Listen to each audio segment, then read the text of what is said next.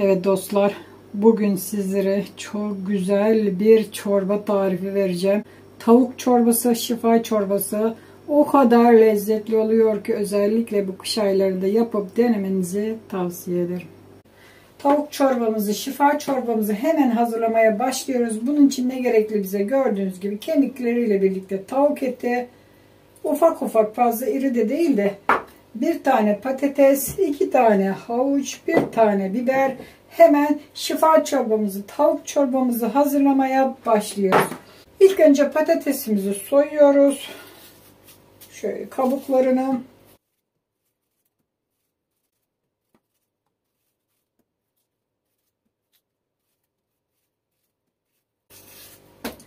Patatesimizi soyduk. Hemen iri iri patatesi doğruyoruz.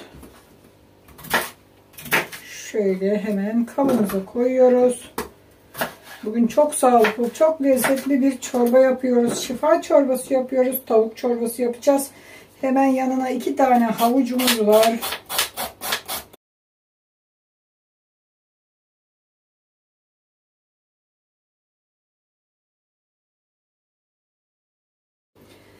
İri, fazla o incelemenize gerek yok. Doğruyoruz.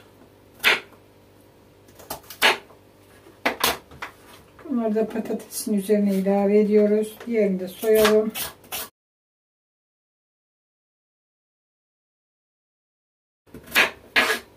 Evet, bunu da aynı şekilde iri iri doğruyoruz. Bir tane de biberimiz var. Biberimizi de doğruyoruz. Yani biberimizi de şöyle iri iri onu da doğruyoruz.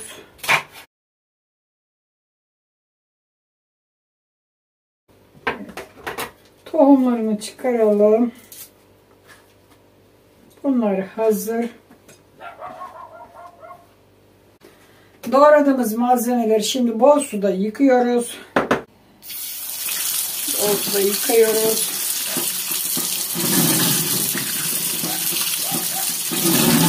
Tenceremizi alıyoruz. Tenceremizin içine etleri atıyoruz.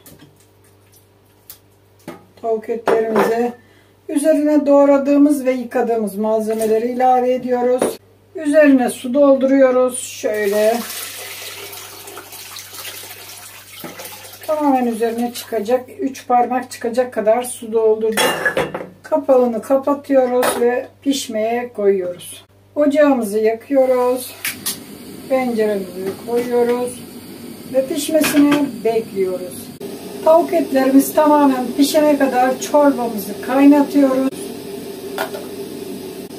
Çorbamız kaynamaya başladı. 5-10 dakika arası kaynadığı zaman etlerimiz zaten pişecektir. 5-10 dakika kaynatıyoruz ve etlerin pişmesini bekliyoruz.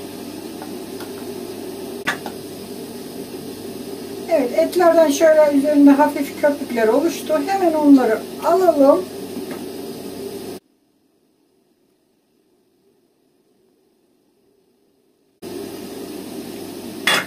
Tekrar kapatıyoruz ve pişmesini bekliyoruz. Bakalım etlerimiz pişmiş mi? Tavuk etlerimizin piştiğinden emin olduğumuz zaman etleri çıkaracağız. Şöyle bakıyoruz. Bakın parçalanıyor. Artık etlerimiz pişmiş. Hemen alalım onları bir tabağımızın içine. Şöyle hemen alıyoruz tabağımızın içine pişen etleri.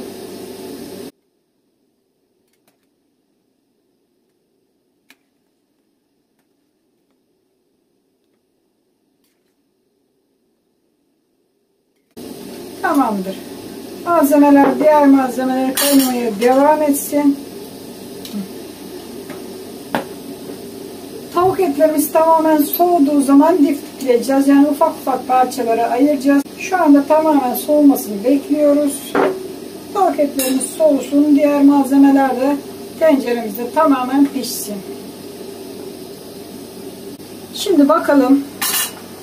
Patatesler, havuç ve biberler tamamen pişti. Şimdi ocağımızı kapatıyoruz. Hemen bu malzemeleri blenderdan güzelce geçireceğiz. Şimdi hazır olan çorbamızı güzelce çırpıyoruz.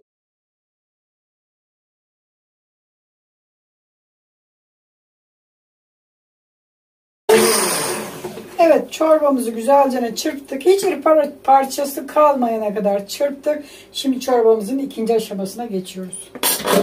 Çorbamız burada dursun. Tavuk etlerimiz burada tamamen soğudu.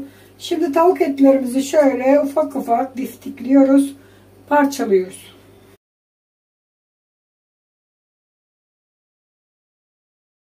Tavuk etlerimizi güzelce parçaladık. Belli bir ufaklıkta parçaladım. İsterseniz bıçakla da doğrayabilirsiniz. Hemen çorbamızın içine döküyoruz. Bir karıştıralım. Çok güzel oldu. Gördünüz mü? Hemen şimdi tekrar ocağa koyuyoruz. Tuzunu, baharatlarını ilave edeceğiz. Ocağımıza çorbamızı koyuyoruz. Tekrar kaynatacağız. Biraz tuz ilave ediyoruz. Göz ayarı tabii ki de. Karıştırıyoruz. Tüm malzemeler karışıp birbirine lezzetinin geçmesini bekliyoruz.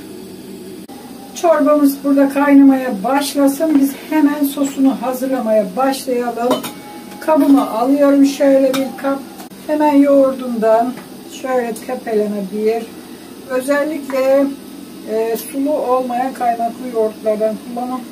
Şöyle 3 kaşık yoğurt koyuyorum. Yeterli. Bir tane yumurta kırıyoruz. Bir yumurta ilave ediyoruz. Üzerine şöyle bir kaşığa yakın, doldurmadım çok fazla, un ilave ediyoruz.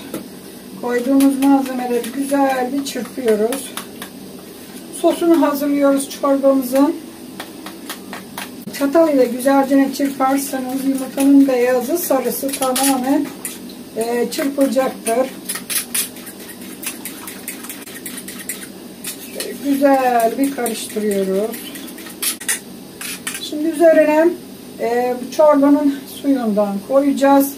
Birazcık şöyle çorbanın sıcak sosundan döküyoruz üzerine ve çırpmaya devam ediyoruz.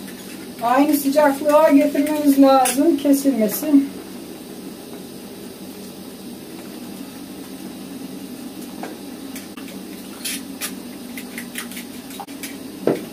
Ama sıcak olmaya başladı.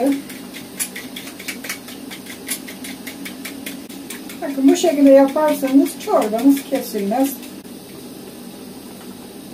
Evet. Şu anda eşit sıcaklığa geldi. Yavaş yavaş şimdi sosumuzu ilave ediyoruz. Çorbamızın içine şöyle yavaş yavaş. Yine tekrar karıştırıyorum.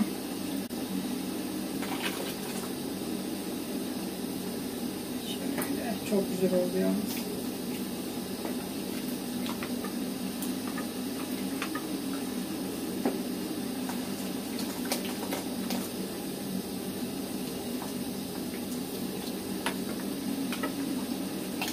Evet, malzemeleri içine döktük.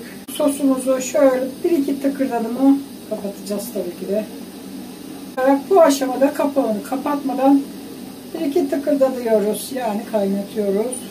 Üzerine biraz şöyle karabiber ilave edelim. İstediğiniz malzemeyi ilave edebilirsiniz. Şöyle az bir karabiber ilave ettim. Hiçbir şekilde bakın kesilme yok. Süper bir çorba hazırladık.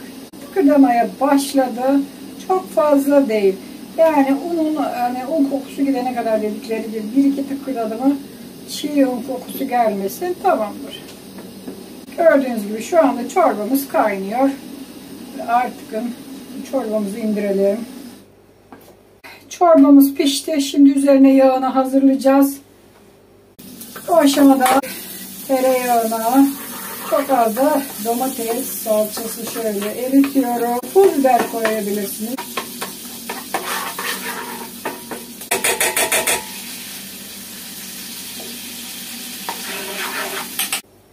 Çorbamız burada hazır. Hemen hazırladığımız karışımı çorbamıza döküyoruz. Şöyle onu da döktük. Şöyle bir karıştıralım. Şifa çorbamız, tavuk çorbamız şu anda hazır. Hemen servisini yapalım. Çok lezzetli, İsmine yakışır harika bir şifa çorbası yaptık. Tavuk çorbası yaptık. Şöyle dolduruyorum bir kase. Hadi bakalım.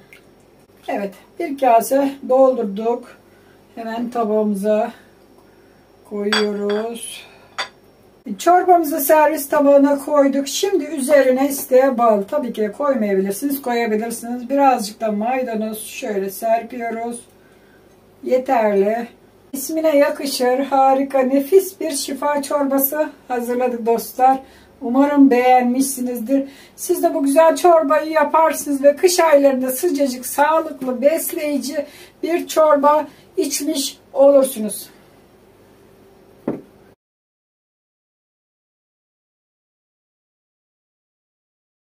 Evet, şifa çorbamızı yaptık.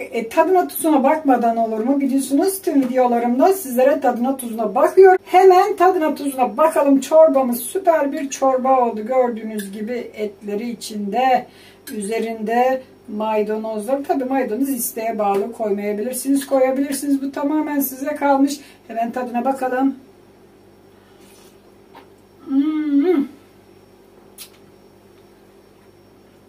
Tek kelimeyle muhteşem ötesi bir çorba hazırladık.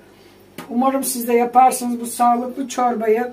Evinizde çocuklara özellikle yapın. Oldukça sağlıklı, oldukça lezzetli. Denemenizi özellikle tavsiye ediyorum. Evet, videomu burada bitirirken her zaman ne diyoruz? Tabii ki de kanalıma abone değilseniz abone oluyorsunuz. Aboneyseniz de bildirimleri açmayı unutmuyorsunuz. Bildirimleri açarsanız videolarımdan hemen haberdar olacaksınız. Hadi bakalım.